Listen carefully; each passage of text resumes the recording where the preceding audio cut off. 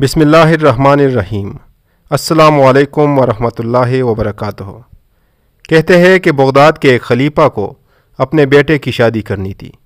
انہوں نے پورے شہر میں اعلان کروا دیا کہ جس گھر میں جوان لڑکی ہے اور قرآن کی حافظہ ہے وہ اپنے گھر کی کھڑکی میں رات کو ایک شمع روشن کر دے۔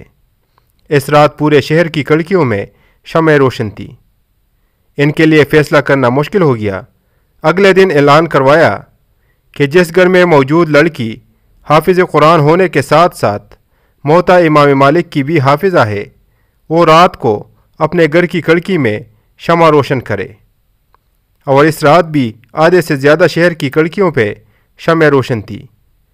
اب ذرا سوچئے کہ کتنا حسین منظر ہوگا کہ ہر گھر میں کھڑکی پہ روشن شمع صرف روشنی کی نوید نہیں سنا رہی تھی بلکہ بتا رہی تھی کہ اس معاشرے کا مستقبل بھی بہت روشن ہے۔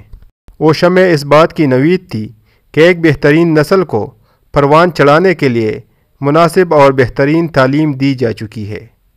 ان تمام جلنے والی روشنیوں کے لرزتے شعلوں میں ایک مضبوط اسلامی معاشرے کی جھلک نمایاں ہو رہی تھی۔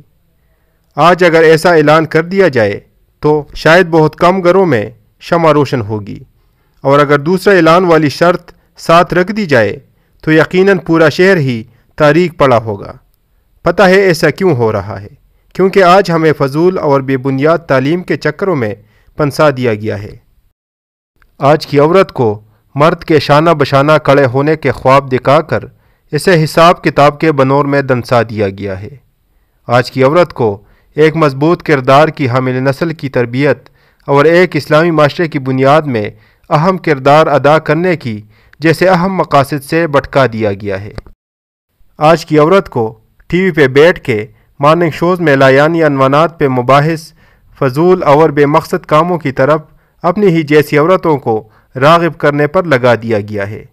آج کی عورتوں کو انعامی مقابلوں میں چینا چپٹی کر کے 2 ٹکے کی تحفے حاصل کرنے پر لگا دیا گیا ہے۔ آج کی عورت نے بھٹکنا پسند کیا تو اسے بھٹکا دیا گیا۔ اللہ تعالیٰ سے دعا ہے کہ ہمیں اسلام کے حدود میں رہ کر زندگی گزارنے کی توفیق عطا فرمائے۔ آمین۔